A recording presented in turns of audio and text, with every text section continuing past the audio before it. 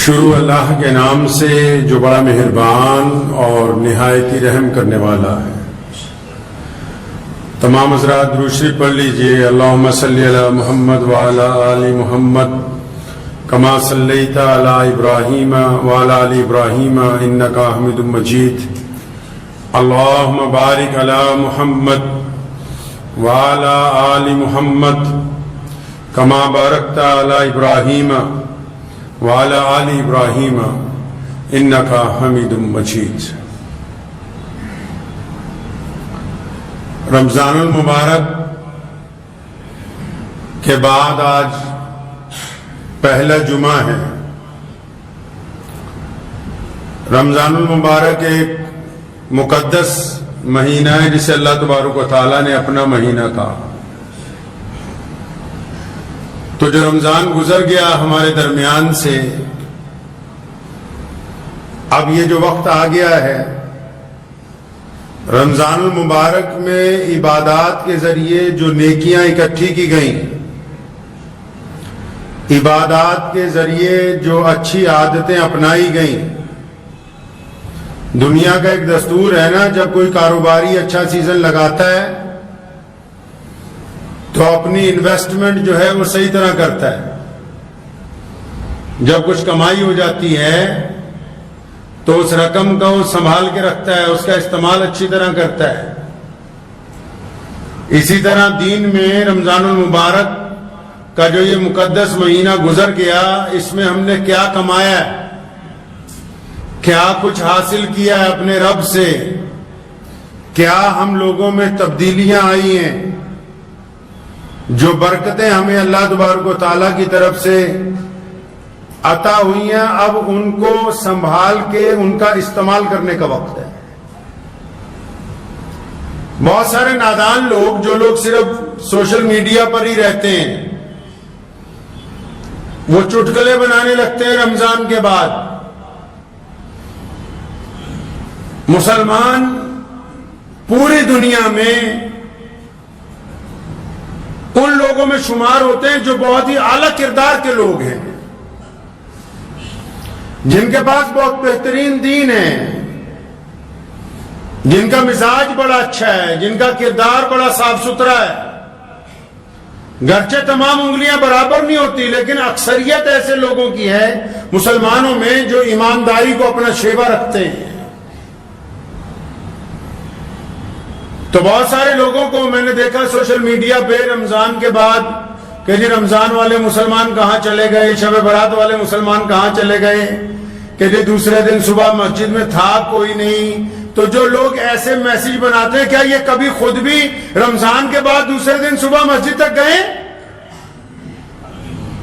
یہ گئے نہیں، یہ جھوٹ بولتے ہیں، یہ بے ایمان ہیں۔ دنیا میں دو طرح کے لوگ ہوتے ہیں، اور ہمارے نبی علیہ الصلوۃ والسلام نے ان دو طرح کے لوگوں میں سے کن کو پسند فرمایا؟ رسول اللہ کی سنت کیا ہے؟ کسی کی برائی کر دینا کوئی کمال کی بات نہیں ہے، کسی کو تانا دے دینا کوئی کمال کی بات نہیں ہے، کسی گرتے ہوئے کو گرا دینا کوئی کمال کی بات تو نہیں ہے۔ کمال تو یہ ہے کہ گرتوں کو تھام لیا جائے۔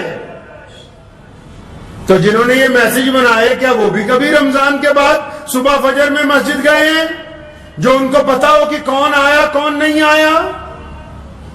کیا انہوں نے بھی کبھی پابندی کی ہے؟ نہیں، یہ تو وہ 3 دن 6 دن کی تراویح والے ہیں جنہوں نے رمضان میں بھی نماز نہیں پڑھی۔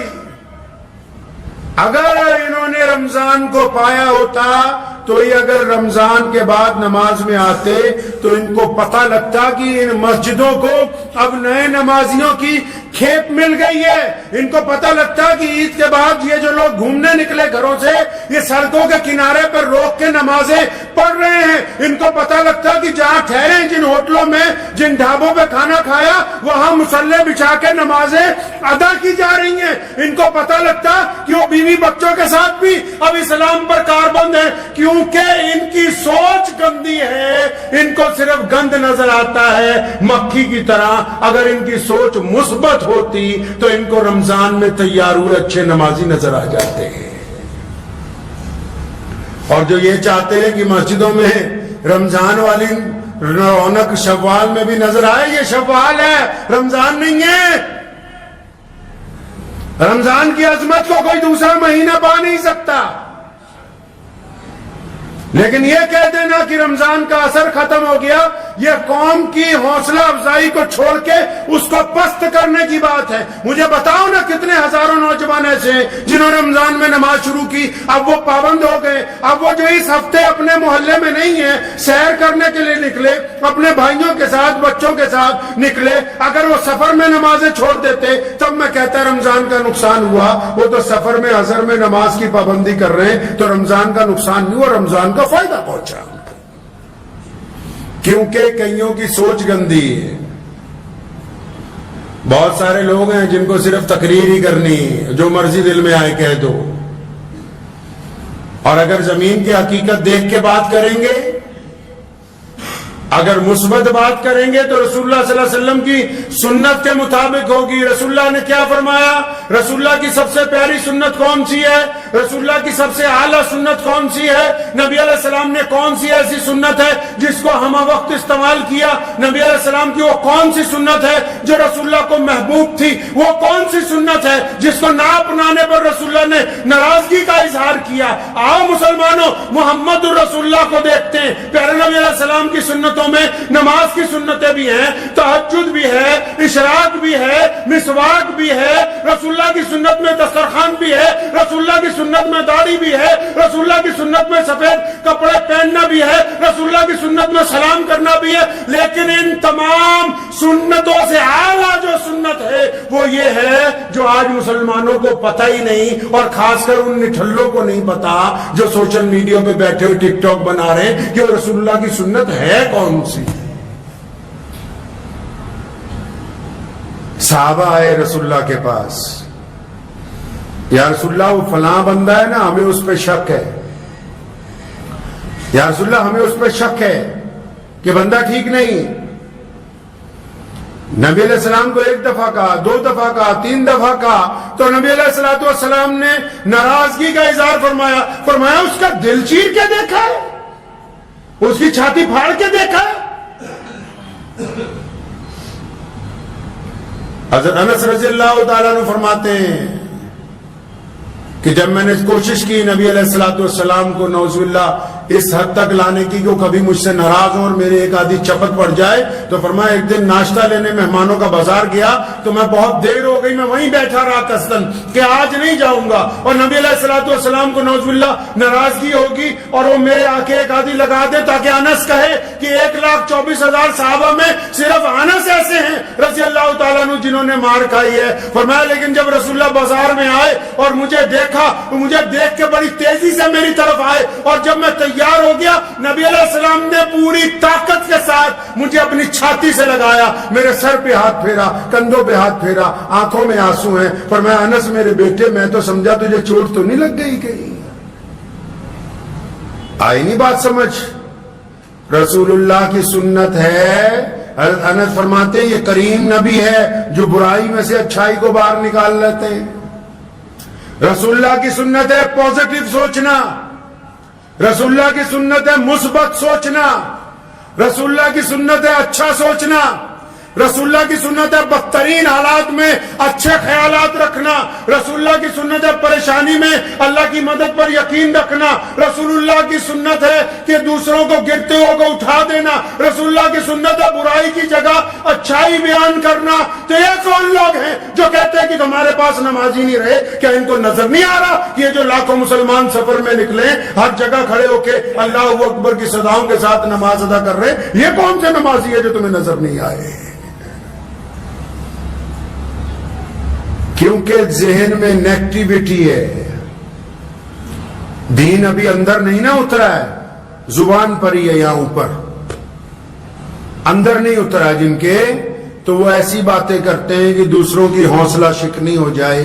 और अल्लाह ने जिनके दिलों में अपना कलाम उतार दिया वो बदतरीन हालात में भी हिम्मत की, इस्तकामत की, हौसला अफजाई के लिए अल्लाह और उसके रसूल सल्लल्लाहु अलैहि वसल्लम पर यकीन के साथ बात रखते हैं, अपनी जिंदगी गुजारते हैं, क्योंकि उनको पता है कि नफे और नुकसान का मालिक अल्लाह है।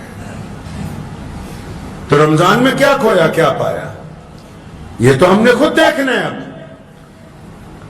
مسجدوں میں اتنی بھیڑ اس لیے نہیں ہے میاں صاحب کیونکہ جب رمضان آتا ہے نا 5-5 کلومیٹر سے لوگ مسجد میں جماعت سے نماز پڑھنے کے لیے آتے ہیں. یہ رمضان ہے اور رمضان جب چلا جاتا ہے تو مسلح اپنی دکان پر, اپنی فیکٹری پر, اپنے سائیکل پر, اپنی گاڑی میں ساتھ لے کے چلتے ہیں تاکہ رمضان میں نماز کی عادت پڑ گئی ہے.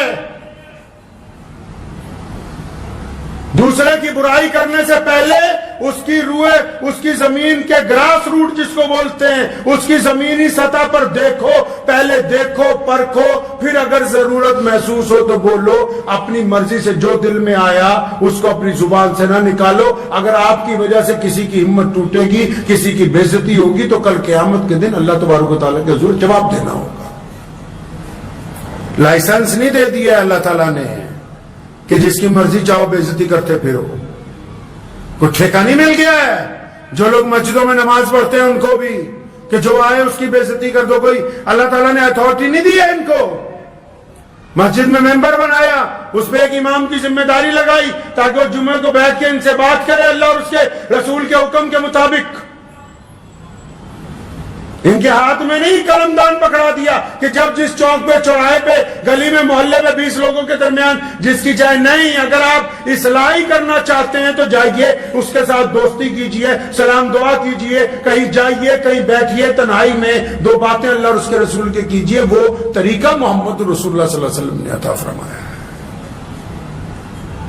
تو ہمیشہ اس بات کو یاد رکھیں کہ رمضان میں کیا کھویا کیا پایا یہ کوئی مولوی نہیں بتا سکتا ہے. یہ وہی بتا سکتا ہے جس نے رمضان میں کچھ پایا ہے, کیونکہ جس نے کچھ پایا کھوئے گا تو وہی نا, دوسرا آدمی کیا کھو سکتا ہے. تو دوسروں کی ہمت افزائی کریں. اللہ تبارک و تعالیٰ کو توبہ کرنے والے لوگ, اللہ تبارک و تعالیٰ کو معافی مانگنے والے لوگ پسند ہیں. حدیث میں آتا ہے نبی علیہ الصلوۃ والسلام نے فرمایا, حدیث میں مفہوم حدیث کا میں آپ کو مختصر میں سمجھاتا ہوں کہ آپ صلی اللہ علیہ وسلم نے فرمایا کہ جیسے ایک مسافر صحرا میں چلا گیا ریگستان میں, اب اس کے پاس ایک اونٹنی ہے, اس اونٹنی پر اس کا کھانا پینا ہے, سامان ہے, پانی ہے, سب کچھ ہے, لیکن راستے میں وہ رکتا ہے ایک درخت کے پاس اور آرام کرنے کے لیے لیٹتا ہے. اونٹنی کو جس ٹہنی سے باندھتا ہے وہ ٹوٹ جاتی ہے اور اونٹنی کہیں چلی جاتی ہے. جب اس کی آنکھ کھلتی ہے پریشان ہو جاتا ہے, کیوں؟ ریگستان میں کوئی سہارا نہیں ہے, کوئی سہارا نہیں, ادھر ادھر بھاگتا ہے, چیختا ہے, چلاتا ہے, کوئی مدد کے لیے نہیں آ سکتا. تھک ہار کے جب گلا بھی سوکھ جاتا ہے پھر ایک درخت کے نیچے بیٹھ جاتا ہے اور دل میں سوچتا ہے کہ اب تو موت ہی آئے گی, اس کے علاوہ تو کوئی نہیں مجھے بچا سکتا. تو لیکن جب اس درخت کے نیچے بیٹھے بیٹھے اونگنے لگتا ہے تو اچانک اونٹنی کی آواز سنتا ہے, دیکھتا ہے کہ اس کی اونٹنی گھوم پھر کے پھر اسی کے سامنے کھڑی آ کے.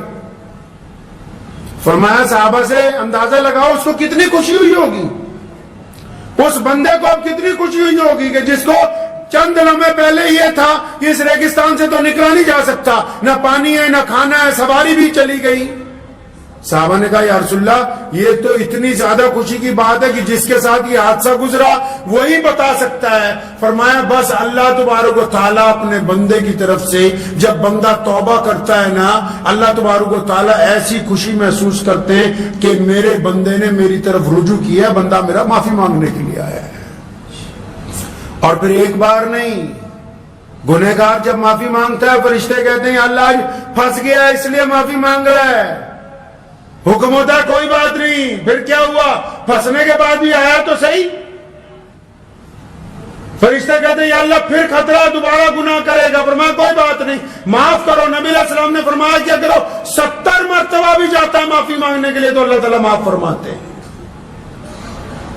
یہ رمضان کا مہینہ گزرنے کے بعد اب یہ جو شوال آ گیا, اب جب لوگ اپنے اپنے گھروں کو سفر سے واپس پہنچیں گے تو بس اب یہ وقت ہے اپنی نیکیوں کو سنبھال کے استعمال کرنے کا. ان کو ضائع نہیں کرنا, ان نیکیوں کو جو رمضان میں کمائی ہے. رمضان میں جو اللہ نے آپ کو صلہ رحمی عطا کی, رمضان میں اللہ نے جو آپ کے دل میں محبت ڈالی, رمضان میں اللہ نے جو آپ کو نمازی بنایا, رمضان میں آپ کی آنکھوں میں جو شرم و حیا آئی ہے, رمضان میں آپ کی زبان نے جو میٹھا بولنا شروع کیا ہے, اب ان نیکیوں کا استعمال آنے والے رمضان تک کرنا ہے انشاءاللہ تعالی. کریں گے انشاءاللہ تعالی. ہاں, اور بالکل ذہن میں کبھی یہ بات نہ لائیے گا کبھی یہ ذہن میں بات نہ لائیے کہ فلاں جگہ گئے. اول تو جو جاتے ہی نہیں نماز پڑھنے رمضان میں بھی نہیں جاتے, ان کو پتہ ہی نہیں ہوگا کہ مسجد میں ہوتا کیا ہے. تو ہمیشہ یاد رکھیں کہ اب جو جن جن محلوں کی مسجدوں میں اگر جو نمازی کم ہیں وہ سارے پوری جگہ گھوم رہے ہیں, کوئی پہاڑوں میں گھوم رہا ہے, کوئی رشتہ داروں کے یہاں گھوم رہا ہے. اب ظاہر سی بات ہے جو بندہ سیر کرنے گیا ہے لیکن گھومنے والوں سے گلہ ہے مجھے, وہ بھی سنتے جائے. جتنے بھی گھومنے والے ہیں گھومیے, کوئی منع نہیں کیا آپ کو تفریح سے, لیکن بہترین بندہ وہ ہے جو اپنے اہل و عیال کو وقت دے. میرے والد صاحب شیخ اسلام مولانا حبیب الرحمان لدھیانوی رحمۃ اللہ علیہ کا قاعدہ تھا, عید کے بعد کہیں جاتے نہیں تھے, اول ہم لوگوں کے ساتھ کہتے تھے یار بچوں کے ساتھ وقت گزارنا ہے, اپنی بیوی کے ساتھ, بچوں کے ساتھ. اور میں دیکھتا ہوں گھومنے والوں کو, پرسوں بھی ایک لوگ آئے میرے پاس 10-15 لوگ, تو نہ ان کی بیویاں ساتھ میں نہ بچے ساتھ میں. ان کا حق نہیں تم پر, تو ان کا کوئی حق نہیں. جنہوں نے سارے رمضان سحریاں افطاریاں بنا بنا کے تمہیں بھی کھلائیں, تمہارے مہمانوں کو بھی کھلائیں, کوئی حق نہیں ان کا. اللہ کے نبی علیہ السلام جب سفر میں جاتے تھے کوئی نہ کوئی ہماری ماں ام المومنین ساتھ میں ہوتی تھی. سفر تو سفر, جب جنگ پہ بھی جاتے تھے صحابہ کرام رضی اللہ تعالی اجمعین کی ازواج مطہرات جو ہوتی ساتھ میں ہوتی تھی, بس چل پڑے. اس میں بھی تو سنت پتہ ہونی چاہیے کہ رسول اللہ کی کون سی سنت ہے. نبی علیہ السلام کیا چاہتے ہیں؟ حقوق العباد میں پوچھ ہوگی اللہ تبارک و تعالیٰ کی یہاں, اللہ تعالیٰ پوچھیں گے پھر, اور بات یہیں سے شروع ہونی ہے. بات مرنے کے بعد کوئی باہر چوراہوں سے نہیں شروع ہونی, مدرسوں کے دیے ہوئے چندوں سے بات نہیں شروع ہوگی, بنائی گئی مسجدوں کے میناروں سے بات نہیں شروع ہونے والی. حضرت عمر رضی اللہ تعالیٰ عنہ کا جب آخری وقت آیا, ضعیف ہو گئے, ایک دن اپنے گھر والوں کو اکٹھا کیا, فرمایا سارے راضی ہو؟ سب نے کہا ہم راضی ہیں. حضرت کی زوجہ نے کہا نہیں, میں تم سے راضی نہیں ہوں. پڑھیے روایتیں اٹھا کے, فرمایا میں نہیں راضی تیرے سے. سارا وقت ہی لوگوں کو دے دیا, سارا وقت ہی مسلمانوں کی خدمت میں, سارا وقت ہی امت کی رہنمائی میں, سارا وقت ہی یاروں میں دوستوں میں تو نہیں راضی. حضرت عمر رضی اللہ تعالیٰ کو بڑی فکر ہوئی. پڑھیں, عبداللہ ابن عمر رضی اللہ تعالیٰ عنہ بھی موجود ہیں وہاں, ان کے ساتھ ساتھ ہیں. عمر رضی اللہ تعالیٰ عنہ نے آخر منت کر کے جب تک اپنی زوجہ کو راضی نہیں کر لیا, اور پھر وہ جب تک خوش نہیں ہو گئی, اور فرمایا کہ چل میں اللہ واسطے اب تجھ سے راضی ہوں, کیونکہ محمد رسول اللہ صلی اللہ علیہ وسلم کو آپ سے بڑی محبت تھی. تو وہ لوگ بھی اس بات کے اوپر ذہن نشین کر لیں.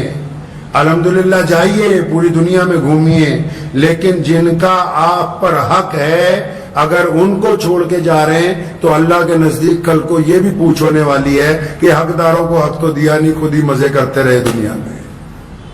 تو دعا کیجئے کہ یہ جو اب شوال شروع ہو گیا ہے, پورے ملک میں مدرسوں میں داخلے بھی شروع ہو گئے, بچے بھی پڑھنے کے لیے جائیں گے, تو کوشش یہ کرنی ہے کہ یہ جو نیکیوں کی گٹھری ہم نے بنا لی ہے نا, یہ جو نیکیوں کی گٹھری ہمارے پاس آ گئی ہے, حدیث میں آتا ہے قیامت والے دن ایک بندہ آئے گا, اس کے پاس اتنی نیکیاں ہوں گی, اتنا بیلنس ہوگا, آپ دنیا کے حساب سے سمجھ لیں اس کے پاس کروڑوں روپے ہوں گے. نیکیاں بھی ایسے ہی ہیں پیسوں کی طرح. لیکن جب نبی علیہ السلام نے فرمایا جب وہ آئے گا اللہ تعالیٰ کی جو حساب کتاب شروع ہوگا تو مفلس ہو جائے گا. حدیث میں آتا ہے کہ تمہیں پتہ ہے کہ مفلس کون ہوگا بندہ, ایسا بندہ کون ہوگا؟ محتاج. صحابہ نے کہا وہ جس کے پاس درہم دینار نہیں. فرمایا نہیں, قیامت والے دن ایک بندہ آنا اللہ کے حضور جس کے پاس درجنوں حج, جس کے پاس کئی درجن عمرے, جس کے پاس کروڑوں کی زکات, صدقات, خیراتیں, جس کے پاس میاں بیوی کی محبت, بچوں کے حقوق, مسجدوں کی تعمیر, مدرسوں کی مدد, باجماعت نمازیں, تہجدیں, اشراق, سارا کچھ ہوگا. جب حساب کتاب شروع ہوگا نا تو ایک طرف سے چند لوگ آئیں گے, یا اللہ ہم تو اس کے نوکری کرتے تھے, اس نے فلاں مہینے میں زبردستی میری تنخواہ ماری تھی. اللہ فرمائیں گے فرشتوں کو اچھا اتنی نے کیا, ان کو تو فارغ کرو. وہ چلا جائے گا, دوسرا آ جائے گا, یا اللہ یہ اتنا رئیس تھا, میں بڑا غریب تھا, میری کئی بار بے عزتی کی, اس کے دروازے پہ گیا, پھر حکم ہوگا اتنا نے کیا, اس کو تو اس کو فارغ کرو. وہ چلا جائے گا, تیسرا آ جائے گا کہ یا اللہ ہماری تو تحقیر بڑی کرتا تھا یہ، اور نہیں اس کو بھی نیکیاں دے دو، فلاں چلے جاؤ، ایک ایک کر کے کوئی پڑوسی آ جائے گا کہ اللہ میری ایک بالش زمین دبا لی تھی، اس کو بھی نیکیاں۔ فرمایا اتنی نیکیاں جو ہوں گی بینک بیلنس جتنا سارا ادھر بڑھ جائے گا، سارے حج عمرے زکوٰۃ صدقے خیرات سب بڑھ جائیں گے۔ اب وہ بٹھنے کے بعد دعوے دار پھر کھڑے ہوں گے کہ اللہ نہیں نہیں ہمارے ساتھ فلاں کے ساتھ ظلم کیا۔ اب فرشتے پوچھیں گے اللہ کرنا کیا ہے؟ فرمایا کرنا کیا ہے، ان کے گناہ اس کے سر پہ لاتے رہو، ان کو فارغ کرو جنت کے لیے۔ مفلس ہوگا وہ بندہ، نیکیوں کے انبار لے کے آئے گا اور وہ ان کو دے دیے جائیں گے جن کے حق مارے ہوئے ہوں گے، اس کے باوجود حقداروں کا حق ختم نہیں ہوگا، پھر ان کے گناہ اس کے سر پر لادے جائیں گے اور پھر یہ گناہوں کو لے کے جہنم کی طرف اس کا جانا ہوگا۔ اس لیے اس بات کو ذہن نشین کر لیں کہ رمضان میں جو نیکیاں کمائی ہیں کسی کو گالی دے کے ضائع نہیں کرنی، کسی کا دل دکھا کے ضائع نہیں کرنی، کسی کا حق مار کے ضائع نہیں کرنی، کسی سے زنا کا ارادہ کر کے ضائع نہیں کرنی، کوئی نشہ کر کے ضائع نہیں کرنی، اپنے بھائی کا حق مار کے ضائع نہیں کرنی، کسی کی چگلی کر کے ضائع نہیں کرنی، کسی کی غیبت کر کے ضائع نہیں کرنی۔ رمضان کی نیکیوں کو بڑی احتیاط سے چلانا ہے تاکہ ہم اگلا رمضان اللہ کے حکم سے پا لیں۔ دعا کیجئے کہ اللہ تعالیٰ مجھے بھی آپ سب کو اس پہ عمل کی توفیق عطا فرمائے۔ وآخر دعوانا ان الحمدللہ رب العالمین۔ مجھے امید ہے کہ آپ کو یہ ویڈیو پسند آئی ہوگی، اگر پسند آئی ہو تو یہ آپ اپنے دوستوں کے ساتھ شیئر کریں اور اس چینل کو سبسکرائب ضرور کریں۔